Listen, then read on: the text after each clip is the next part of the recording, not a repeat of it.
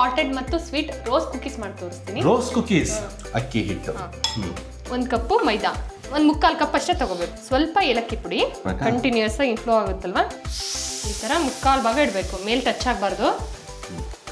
Okay.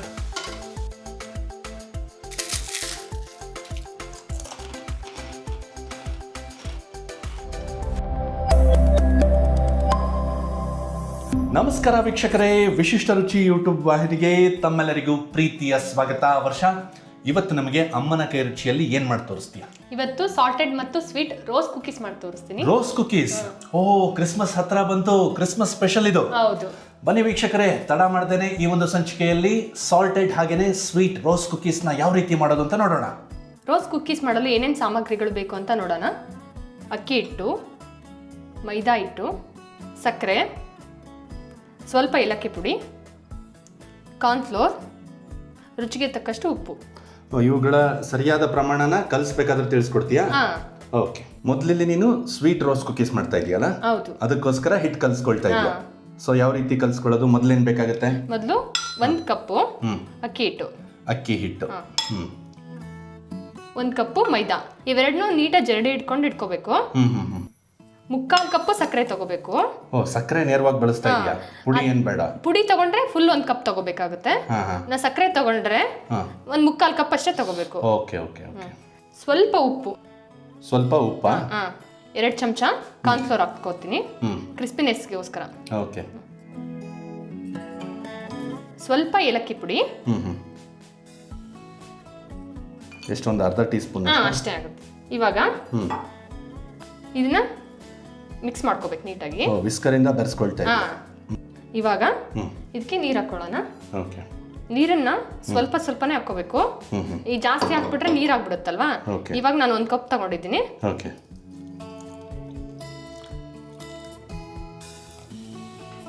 ನೋಡ್ತಾ ಕೋತಾ ಹೋಗ್ಬೇಕು. ಈಗ 2ನೇ ಕಪ್ ನೋಡ್ತಾ ಹಾಕ್ಬೇಕು. ನೀರ್ ಆಗ್ಬಿಟ್ರೆ ಕಷ್ಟ ಆಗುತ್ತೆ, ಮಾಡಕ್ ಬರಲ್ಲ. ಓಕೆ. ಇವಾಗ ಸ್ವಲ್ಪ ಗಟ್ಟಿ ಅನ್ಸಿದ್ರು ಕೂಡ ನಾವ್ ಇದನ್ನೊಂದ್ ಸ್ವಲ್ಪ ನೆನೆಕ್ ಬಿಡ್ತೀವಿ. ಅವಾಗ ಮತ್ತೆ ನೀರಾಗಿರುತ್ತೆ, ಸ್ವಲ್ಪ ಗಟ್ಟಿನೇ ಇರ್ಬೇಕು. ಸಕ್ಕರೆ ಇರುತ್ತಲ್ವಾ, ಅದೆಲ್ಲ ಕರ್ಗಿ ಆಮೇಲೆ ಒಂದ್ ಸ್ವಲ್ಪ ಮತ್ತೆ ನೀರಾಗುತ್ತೆ. ಸಕ್ಕರೆ ತನ್ನ ನೀರಿನ ಅಂಶನ ಬಿಟ್ಕೊಳ್ಳುತ್ತೆ. ಒಂದೇ ಸಾರಿ ನೀರ್ ಹಾಕ್ಬಿಟ್ರೆ ಗಂಟಾಗ್ಬಿಡುತ್ತೆ. ಹಂಗಾಗಿ ಸ್ವಲ್ಪನೇ ಹಾಕೋತಾ ಹೋದ್ರೆ ನೀಟಾಗಿ ಬರುತ್ತೆ. ಈ ಥಿಕ್ನೆಸ್ ತೋರಿಸ್ತೀನಿ ಯಾವ ರೀತಿ ಬೇಕು ಅಂತ. ಓಕೆ. ಈಗ 2 ಕಪ್ ನೀರು ತಗೊಂಡಿದ್ದೆ ನೀನು, ಅದರಲ್ಲಿ ಸುಮಾರು 1/4 ಕಪ್ನಷ್ಟು ಹಾಕೊಂಡು 1/4 ಕಪ್ ಉಳಿದಿದೆ. ಈಗ ಕನ್ಸಿಸ್ಟೆನ್ಸಿ ಯಾವ ರೀತಿ ಇರಬೇಕು ವರ್ಷ? ಫ್ಲೋ ಹಿಂಗಿರ್ಬೇಕು. ಈ ಕನ್ಸಿಸ್ಟೆನ್ಸಿ ಇರಬೇಕು, ಕಂಟಿನ್ಯೂಸ್ ಆಗಿ ಫ್ಲೋ ಆಗುತ್ತಲ್ವಾ, ಹಿಂಗಿರ್ಬೇಕು. ನೀರ್ ದೋಸೆಗಿನೂ ಸ್ವಲ್ಪ ಗಟ್ಟಿ ಇರಬೇಕು. ನಾರ್ಮಲ್ ನಾವು ದೋಸೆ ಹಿಟ್ಟು ಮಾಡ್ಕೋತೀವಲ್ವಾ, ಅದಕ್ಕಿಂತ ಸ್ವಲ್ಪ ತೆಳ್ಳಗಿರ್ಬೇಕು. ಈಗೇನ್ ಬೀಳ್ತಾ ಇದೆಯೋ ಇದು ಒಂದೇ ಸಮ ಬೀಳ್ತಾ ಇರಬೇಕು. ಫಾಸ್ಟ್ ಆಗು ಬರಲ್ಲ, ಅದು ನಿಧಾನಕ್ಕೆ ಬರ್ತಿದೆ. ಇಷ್ಟು ಗಟ್ಟಿ ಇದ್ರೆ ಸಾಕು. ಓಕೆ. ನೋಡಿ, ಈ ತರ ಹಿಂದ್ಗಡೆಯಿಂದ ಸ್ಪೂನು ಕಾಣ್ತಿದೆ, ಇಟ್ಟು ಕೂಡ ಕಾಣ್ತಾ ಇದೆ. ಮತ್ತೆ ಅದನ್ನೇನೋ ಹಿಂಗೆ ಇದನ್ನ ಮಾಡ್ತಾರೆ. ಹಿಂಗಂದ್ರೆ ನೋಡಿ ಕುಡ್ಕೊಳಲ್ಲ. ಓಹೋ ಹೋ ಹೋ ಹೋ, ಇದು ಮುಖ್ಯ. ನಾರ್ಮಲ್ ಆಗಿ ತೆಳ್ಳಗಿದ್ರೆ ಕುಡ್ಕೊಂಡ್ಬಿಡುತ್ತೆ. ಹಿಂಗಂದ್ರೆ ಇನ್ನೊಂದ್ಸತಿ ಡಿಪ್ ಮಾಡ್ಬಿಟ್ಟು ತೋರಿಸ್ತೀಯಾ? ನೋಡಿ, ಈಗ ಅದ್ರ ಮೇಲೆ ಹಿಂಗಂದ್ರೆ ಕುಡ್ಕೊಳಲ್ಲ. ಹಿಟ್ಟು ಕುಡ್ಕೋಬಾರ್ದು, ಈ ಒಂದು ಕನ್ಸಿಸ್ಟೆನ್ಸಿ ಇರಬೇಕು. ಇದು ಪರ್ಫೆಕ್ಟ್ ಆಗಿದೆ. ಪರ್ಫೆಕ್ಟ್ ಇದೆ. ಓಕೆ. ಇದನ್ನ ಒಂದು 2 ರಿಂದ 3 ತಾಸು ಹುಳಿ ಆಗಕ್ ಬಿಡ್ತೀನಿ. ನೆನೆಯೋದಕ್ಕೆ ಬಿಟ್ಬಿಡ್ತೀವಿ. ಒಂದ್ ಸ್ವಲ್ಪ ಹುಳಿ ಆದ್ರೆ, ಲೈಟ್ ಆಗಿ ಹುಳಿ ಆದ್ರೆ ತುಂಬಾ ರುಚಿ ಬರುತ್ತೆ. ಇದು ಸ್ವೀಟ್ ಕುಕೀಸ್ಗೆ ಮಾತ್ರ ಈ ತರ ಬಿಡೋದಲ್ಲ, ಈ ಸಾಲ್ಟ್ ಕುಕೀಸ್ಗೆ ಇನ್ಸ್ಟೆಂಟ್ ಆಗಿ ಕಲ್ಸ್ಕೊಂಡು ಹಂಗೆ ಮಾಡ್ಕೊ. ಹೌದು. ಓಕೆ. ಇದನ್ನ ಮುಚ್ಚಿಟ್ಬಿಡ್ತೀವಿ. ಓಕೆ. ಎಸ್, ಒಂದು 2 ರಿಂದ 3 ತಾಸು ಮಿನಿಮಮ್ ಅಂತಂದ್ರೆ ಒಂದು 2 ತಾಸು ಸಾಕಲ್ಲ? 2 ತಾಸು ಇದನ್ನ ನೆನೆಯೋದಕ್ಕೆ ಬಿಟ್ಬಿಡೋಣ. ವರ್ಷ, ಈಗ ಮುಂದೆ ಸಾಲ್ಟೆಡ್ ರೋಸ್ ಕುಕೀಸ್ಗೆ ಹಿಟ್ಟನ್ನ ಕಲ್ಸ್ಕೊಳ್ತಿದ್ಯಾ? ಮೊದ್ಲಿಗೆ ಏನೇನ್ ಬೇಕು ಅಂತ ನೋಡ್ಬಿಡೋಣ. ಏನೇನ್ ತಗೊಂಡಿದ್ಯಾ ಅದಕ್ಕೆ? ಕಡಲೆಬೇಳೆ ಹಿಟ್ಟು, ಅಕ್ಕಿ ಹಿಟ್ಟು, ಕಾರ್ನ್ಫ್ಲೋರ್, ಓಕೆ, ಅಜ್ವಾನ, ಓಕೆ, ಉಪ್ಪು. ಓಕೆ. ಅಜ್ವಾನ ಅಥವಾ ಇದನ್ನ ಓಂಕಾಳು ಅಂತ ಕೂಡ ಕರೀತಾರೆ. ಈಗ ಇಷ್ಟು ಐಟಮ್ಸ್ ನ ತಗೊಂಡಿದೀಯಾ? ಈಗ ಕಲ್ಸ್ಕೊಳ್ಳೋವಾಗ ಎಷ್ಟೆಷ್ಟು ಬೇಕಾಗುತ್ತೆ ಅಂತ ಹೇಳ್ತೀಯ ಅಲ್ವಾ? ಏನೇನು ತಗೊಳ್ತೀಯ ಫಸ್ಟು? ಇವಾಗ 2 ಕಪ್ ಅಕ್ಕಿ ಹಿಟ್ಟು. 2 ಕಪ್ ಅಕ್ಕಿ ಹಿಟ್ಟು. ಇವಾಗ ಇದ್ರ ಕಡಿಮೆ ಪ್ರಮಾಣದಲ್ಲಿ ತಗೊಳ್ತಾ ಇದೆಯಲ್ವಾ? ಸ್ವಲ್ಪ ಸ್ವಲ್ಪ ಕಡಿಮೆ.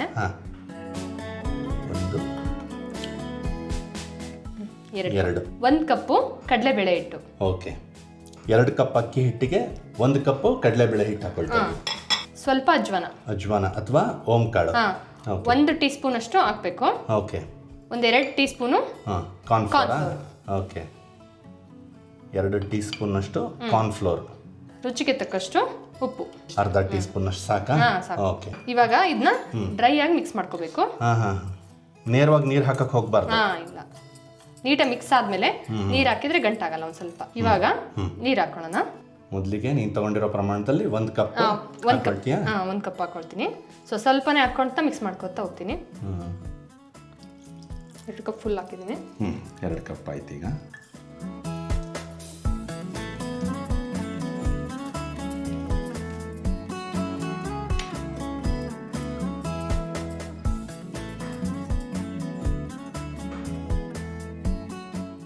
ಸೊ ಇದನ್ನು ಎತ್ತ ಹಾಕಿದಾಗ ನಮಗೆ ನೇರವಾಗಿ ಹೆಂಗೆ ಬೀಳುತ್ತಲ್ಲ, ಅದಕ್ಕಿಂತ ಒಂಚೂರು ಸ್ವಲ್ಪ ಗಟ್ಟಿ. ತುಂಬಾ ಅಲ್ಲ. ಸ್ವೀಟ್ ರೋಸ್ ಕುಕೀಸ್ಗಿಂತ ಇದು ಸ್ವಲ್ಪ ಗಟ್ಟಿ ಇರ್ಬೇಕಾ? ವಡ ಇಟ್ಟಲ್ವಾ, ಇದು ಮೈದಾ ಹಾಕಿಲ್ಲಲ್ವಾ? ಹೌದು. ಹಾಗಾಗಿ ಈ ಸಾಲ್ಟೆಡ್ ರೋಸ್ ಕುಕೀಸ್ ಅಲ್ಲಿ ಇನ್ನೊಂದು ಮಜಾ ಏನು ಅನ್ಸ್ತು ಅಂತಂದ್ರೆ ಮೈದಾ ಇಲ್ಲ, ಸಕ್ಕರೆ ಇಲ್ಲ. ಒಟ್ಟೀಗ 3 ಕಪ್ ನೀರು ಹಾಕಿ. ಇಲ್ಲ, 2.5. 2.5. ಓಕೆ. ಓ ಈ ತರ ಎತ್ತು ಬಿಟ್ರೆ ನೇರವಾಗಿ ಒಂದು ಎಳೆ ತರ ಬೀಳ್ತಾ ಹೋಗ್ಬೇಕದು. ಗಟ್ಟಿಯಾಗಿ ಒಂದ್ ಸ್ವಲ್ಪ ತೆಳ್ಳಗೆಲ್ಲ ಗಟ್ಟಿಯಾಗಿ ಬರ್ತಿರುತ್ತೆ. ಗಟ್ಟಿಯಾಗಿ ಎಳೆ ಬೀಳ್ಬೇಕದು. ಇಷ್ಟು ಬಂದ್ರೆ ಇದನ್ನ ಇನ್ಸ್ಟೆಂಟ್ ಆಗೇ ಮಾಡ್ಕೋಬಹುದು. ಇದನ್ನೇನು ನೆನೆಯಕ್ ಬಿಡಂಗಿಲ್ಲ? ಇಲ್ಲ, ಸ್ವೀಟ್ ಆದ್ರೆ ಸ್ವಲ್ಪ ನೆಂದ್ರೆ ಹುಳಿ ಬರುತ್ತಲ್ವಾ, ಅವಾಗ ಟೇಸ್ಟ್ ಚೆನ್ನಾಗಿರುತ್ತೆ. ಆಮೇಲೆ ಸಕ್ಕರೆನೂ ಕರಗಬೇಕು, ಅದಕ್ಕೋಸ್ಕರ. ಓಕೆ. ಇದು ರೆಡಿ ಆಯ್ತಾ? ಇದು ರೆಡಿ ಆಯ್ತು, ಇವು ಮಾಡ್ಕೋಬಹುದು. ರೋಸ್ ಕುಕೀಸ್ಗಳನ್ನ ಕರ್ಕೊಳ್ಳೋದಕ್ಕೆ ಎಣ್ಣೆನ ಕಾಯೋದಕ್ಕೆ ಇಟ್ಕೊಂಡಿದೀವಿ. ಈಗ ಮೌಲ್ಡ್ ತಗೊಂಡಿದ್ಯಾ ಅಲ್ವಾ ಇದನ್ನ ಮಾಡೋದಕ್ಕೆ? ಇದು ನಾನ್ ಸ್ಟಿಕ್ ಮೌಲ್ಡ್, ಸ್ಟೀಲಿಂದ ಕೂಡ ಸಿಗುತ್ತೆ ಮಾರ್ಕೆಟ್ ಅಲ್ಲಿ. ಇದನ್ನ ಏನ್ ಸೀಸನ್ ಮಾಡ್ಕೊಂಡಿದ್ಯಾ? ಸೀಸನ್ ಮಾಡ್ಕೊಂಡಿದೀನಿ. ಯಾವ ತರ ಪಳಗಿಸ್ಕೊಂಡಿದ್ಯಾ ಇದನ್ನ? 1 ದಿನ ಎಣ್ಣೆಲ್ಲೇ ಇಡ್ಬೇಕು. ಅದು ಇಟ್ರೆ ಪಳಗ್ ಬಿಡುತ್ತೆ. ತಣ್ಣಗಿರೋ ಎಣ್ಣೆಲ್ಲ ಇಟ್ಕೋಬಹುದು. ಆಮೇಲೆ ಮಾಡೋಕಿನ ಮುಂಚೆ ಈ ತರ ಬಿಸಿ ಇರೋ ಎಣ್ಣೆಲಿ 10 ನಿಮಿಷ ಬಿಸಿ ಮಾಡ್ಕೋಬೇಕು. ಅವಾಗ ಇಟ್ಟು ಅದಕ್ಕೆ ಹತ್ಕೊಳಲ್ಲ. ಇಲ್ಲಾಂದ್ರೆ ಹತ್ಕೊಂಡ್ಬಿಡುತ್ತೆ. ಓಕೆ. ಫ್ಲೇಮ್ ಮುಂಚೆ ಹೈ ಫ್ಲೇಮ್ ಅಲ್ಲೇ ಇರ್ಬೇಕು. ಎಣ್ಣೆ ಫುಲ್ ಕಾಯ್ಬೇಕಲ್ವಾ, ಕಾದ್ಮೇಲೆ ಮೀಡಿಯಂ ಅಲ್ಲಿ ಇಟ್ಕೋತೀವಿ. ಪ್ರತಿಯೊಂದು ಕುಕೀಸ್ ಮಾಡ್ಬೇಕಾದ್ರೂ ಕೂಡ ಈ ತರ ಕೈ ಆಡ್ಕೊಂಡೇ ಮಾಡ್ಬೇಕು. ಯಾಕಂದ್ರೆ ಇಟ್ಟು ಕೆಳಕ್ ಕೂತಿರುತ್ತಲ್ವಾ, ಹಾಗಾಗಿ ಈ ತರ ಕಲ್ಸ್ಕೊಂಡೆ ಕುಕೀಸ್ ಮಾಡ್ಬೇಕು. ಮೋಲ್ಡು ಬಿಸಿ ಆಗಿದೆ, ಬಿಸಿ ಆಗಿದೆ. ಇದನ್ನ ಹಿಂಗ್ ತಗೊಂಡು ಇದನ್ನ ಇಟ್ಟಲ್ಲಿ ಹಿಂಗ್ ಇಡ್ಬೇಕು. 3/4 ಭಾಗ ಅಷ್ಟೇ ಇಡ್ಬೇಕು, ಜಾಸ್ತಿ ಇಡಬಾರ್ದು. ಇದನ್ನ ತಗೊಂಡು ಹಿಂಗೆ ಬಿಡಬೇಕು. ಇದನ್ನ ಫುಲ್ಲು ತಳಕ್ಕೆಲ್ಲ ಮುಟ್ಸ್ಬಾರ್ದು. ತಳಕ್ ಮುಟ್ಸಿದ್ರೆ ಬಾಣ್ಲಿ ಕಾದಿರುತ್ತಲ್ವಾ, ಹತ್ಕೊಂಡ್ಬಿಡುತ್ತೆ.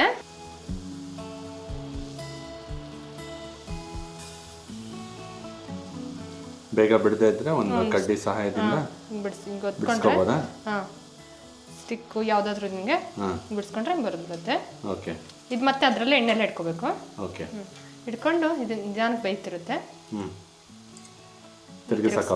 ಇವಾಗ ಹಿಂಗೆ ತಿರ್ಗಿಸ್ಕೊಂಡು ಹಾಕೊಂಡ್ರೆ ಫಸ್ಟ್ 1-2 ಕಪ್ ಆಗುತ್ತೆ, ಇಲ್ಲ ಬರಲ್ಲ, ಅದು ಕಾಮನ್. ಅದು ನೋಡಿ, ಫಸ್ಟ್ ಒಂದು ಹಿಂಗಾಗಿದೆ.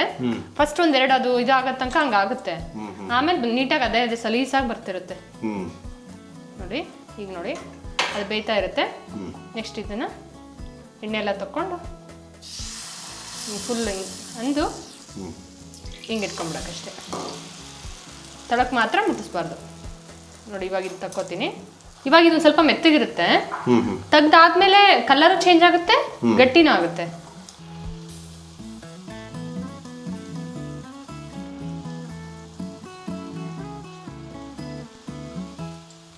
ತಾವಾಗಿ ಮೌಲ್ಡಿಂದ ಹೊರಗೆ ಬರದೇ ಇದ್ದಲ್ಲಿ ಚೂರು ಕಡ್ಡಿಯಿಂದ ಪುಷ್ ಮಾಡಿದ್ರೆ ಬಂದ್ಬಿಡುತ್ತೆ.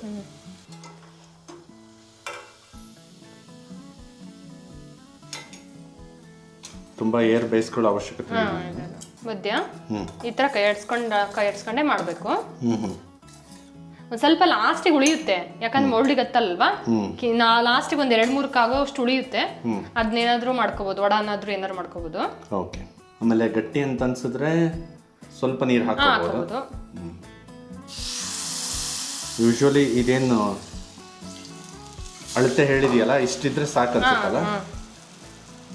ಕಡಲೆಬೇಳೆ ಹಿಟ್ಟಲ್ಲಿ ಮಾಡ್ತಾ ಇರೋದ್ರಿಂದ ಇವು ರೋಸ್ ಕುಕೀಸ್ ತುಂಬಾನೇ ವಿಭಿನ್ನವಾಗಿ ಅನ್ಸುತ್ತೆ, ತುಂಬಾನೇ ರುಚಿ ಅಂತ ಅನ್ಸುತ್ತೆ.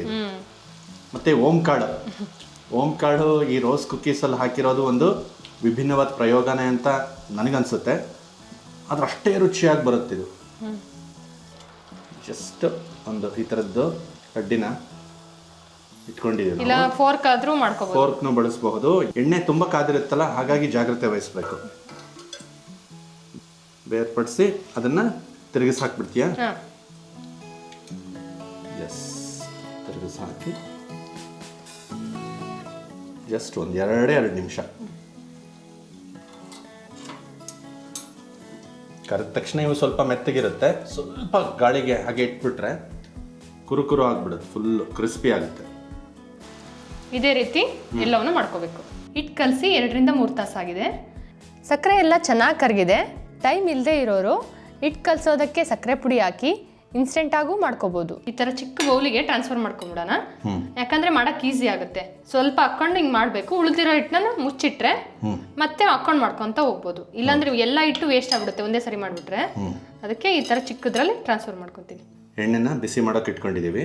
ಅದೇ ಥರ ಮೌಲ್ಡ್ನ ಮೊದಲು ಎಣ್ಣೆಯಲ್ಲಿ ಬಿಸಿ ಮಾಡ್ಕೊಂಡಿದ್ದೀವಿ. ಓಕೆ, ಇದನ್ನ ಈ ಮೌಲ್ಡ್ನ ಹಿಂಗೆ ಇಡಬೇಕು ನೀಟಾಗಿ. 3/4 ಭಾಗ ಇಡಬೇಕು. ತಗೊಂಡು ಈ ಥರ ಬಿಟ್ಟರೆ ತಳಕ್ಕೆ ಟಚ್ ಆಗಬಾರ್ದು, ಹಿಂಗೆ ಇಟ್ಕೋಬೇಕು. ಓಕೆ,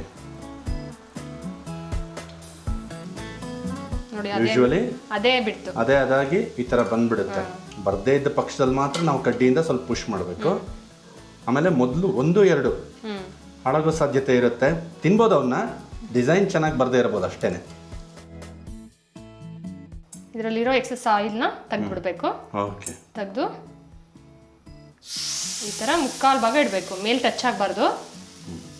ತಗೊಂಡು ಈ ರೀತಿ ಬಿಡಬೇಕು.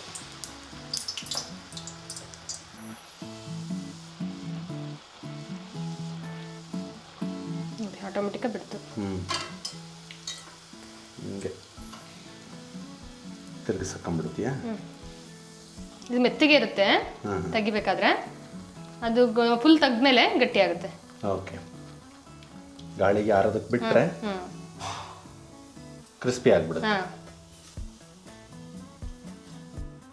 ಇದರಲ್ಲಿ 3/4 ಭಾಗ ಇಟ್ಕೊಂಡು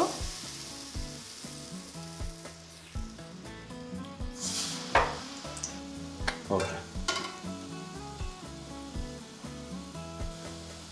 ಮೀಡಿಯಂ ಫ್ಲೇಮಲ್ಲೇ ಬೇಯಿಸ್ಕೋಬೇಕು. ಹೈ ಇಟ್ಟರೆ ಸೀದೋಗ್ಬಿಡುತ್ತೆ ಬೇಗ. ಓಕೆ, ಕಡಿಮೆ ಇಟ್ಟರೆ ಹಂಚ್ ಬಿಡೋದೇ ಇಲ್ಲ ಇದಕ್ಕೆ. ಈ ಸೌಂಡ್ ಬರ್ತಿದೆಯಲ್ಲ, ಈ ಸೌಂಡ್ ಒಂದು ಸ್ವಲ್ಪ ಬಿಟ್ಟರೆ ನಿಂತರೆ ತುಂಬ ಚೆನ್ನಾಗಾಗುತ್ತೆ. ಚೆನ್ನಾಗಿ ಮೋಲ್ಡಿಗೆ ಹತ್ತಿದೆ ಹಿಟ್ಟು ಅಂತ. ಇದೇ ರೀತಿ ನಾನಿಲ್ಲಿ ಎಲ್ಲ ರೋಸ್ ಕುಕೀಸ್ನು ಮಾಡ್ಕೊತಿದ್ದೀನಿ.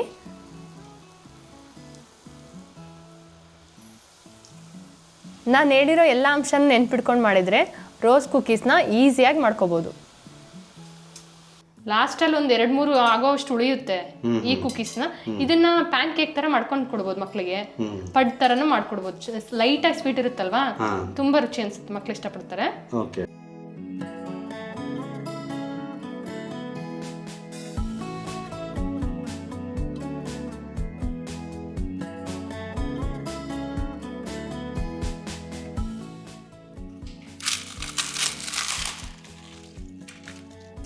ಕ್ರಿಸ್ಮಸ್ ಸ್ಪೆಷಲ್ ಸಾಲ್ಟೆಡ್ ಮತ್ತು ಸ್ವೀಟ್ ರೋಸ್ ಕುಕೀಸ್ ಮಾಡ್ಕೊಟ್ಟಿದ್ದೀನಿ. ತಿಂದು ಟೇಸ್ಟ್ ಹೇಗಿದೆ ಅಂತ ಹೇಳಿ. ಓ, ನೋಡಕ್ಕಂತೂ ಇವು ತುಂಬಾನೇ ಅಟ್ರಾಕ್ಟಿವ್ ಆಗಿ ತುಂಬಾನೇ ಅದ್ಭುತವಾಗಿ ಕಾಣಿಸ್ತಾ ಇವೆ. ತಾವು ನೋಡಿರಬಹುದು ಎಷ್ಟು ಸರಳವಾಗಿ ಎಷ್ಟು ಚೆನ್ನಾಗಿ ವರ್ಷ ಈ ರೋಸ್ ಕುಕೀಸ್ನ ತಯಾರಿಸಿದ್ಲು ಅಂತ. ಬನ್ನಿ ತಡ ಮಾಡ್ದೇನೆ ಈಗ ಆಹಾ ನೋಡ್ರಿ, ಮುರಿತಾ ಇದ್ದ ಹಾಗೇನೆ ಹೇಗೆ ಕ್ರಿಸ್ಪಿಯಾಗಿ ಆಲ್ರೆಡಿ ಮಾತಾಡೋಕ್ಕೆ ಶುರು ಮಾಡಿದ್ವು ಅವು. ತಿನ್ನೋಣ, ತಿಂದು ರುಚಿ ಹೇಗಿದೆ ಅಂತ ಹೇಳ್ಬಿಡ್ತೀನಿ.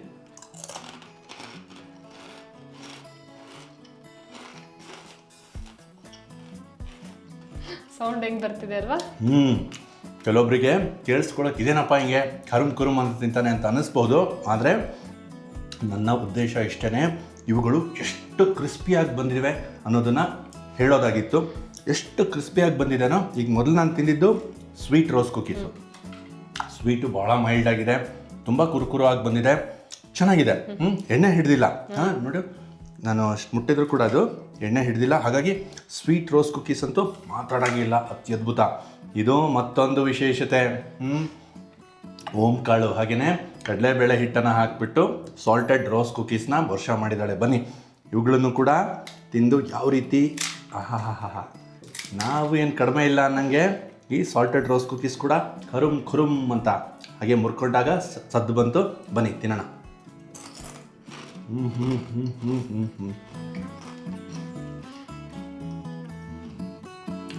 ಕಡಲೆಬೇಳೆ ಹಿಟ್ಟನ್ನು ಬಳಸಿರೋದು ಗೊತ್ತಾಗ್ತಾ ಇದೆ. ಉಪ್ಪು ಮಸ್ತ್ ರುಚಿ ಅಂತ ಅನ್ನಿಸ್ತಾ ಇದೆ. ಹಾಗೆಯೇ ಇಲ್ಲೊಂದು ಓಂ ಕಾಳು ನಮಗೆ ಸಿಕ್ಕಾಗ ಪರ್ಫೆಕ್ಟ್. ಎರಡೂ ತುಂಬಾ ಚೆನ್ನಾಗಿ ಬಂದಿವೆ ರೋಸ್ ಕುಕ್ಕೀಸು. ಈ ಕ್ರಿಸ್ಮಸ್ಗೆ ನೀವು ಕೂಡ ಮನೆಯಲ್ಲಿ ಇದುವರೆಗೂ ನೀವು ಟ್ರೈ ಮಾಡಿಲ್ಲ ಅಂತಂದರೆ ಒಮ್ಮೆ ಈ ರೋಸ್ ಕುಕ್ಕೀಸ್ನ ಟ್ರೈ ಮಾಡ್ಕೊಂಡು ನೋಡಿ. ಖಂಡಿತವಾಗ್ಲೂ ಮನೆ ಮಂದಿಗೆಲ್ಲ ಇಷ್ಟ ಆಗುತ್ತೆ. ಅದರಲ್ಲೂ ವಿಶೇಷವಾಗಿ ಮಕ್ಕಳಂತೂ ಸಿಕ್ಕಾಪಟ್ಟೆ ಎಂಜಾಯ್ ಮಾಡ್ತಾರೆ ಈ ಕ್ರಿಸ್ಮಸ್ಗೆ. ಇದನ್ನು ಮಾಡ್ಕೊಂಡು ತಿನ್ನೋದನ್ನು ಮರಿಬೇಡಿ ಅಂತ ಹೇಳ್ತಾ ಈ ಒಂದು ಸಂಚಿಕೆಯನ್ನು ಮುಗಿಸ್ತಾ ಇದ್ದೀನಿ. ದಯವಿಟ್ಟು ನನ್ನದೊಂದು ಮನವಿರಿ, ನಮ್ಮ ವಿಶಿಷ್ಟ ರುಚಿ ವಾಹಿನಿಯನ್ನು ಸಬ್ಸ್ಕ್ರೈಬ್ ಮಾಡ್ಕೊಂಡಿಲ್ಲ ಅಂತಂದರೆ ಈಗಲಾದರೂ ಸಬ್ಸ್ಕ್ರೈಬ್ ಮಾಡಿಕೊಂಡು ನಮ್ಮನ್ನು ಬೆಂಬಲಿಸ್ತಾ ಹೋಗಿ. ಇದೇ ರೀತಿಯ ವಿಶಿಷ್ಟವಾದ ತಿಂಡಿಗಳನ್ನು ನಾವು ನಿರಂತರವಾಗಿ ಮಾಡಿಬಿಟ್ಟು ತಮಗೆ ತೋರಿಸ್ತಾ ಹೋಗ್ತೇವೆ. ಧನ್ಯವಾದಗಳು.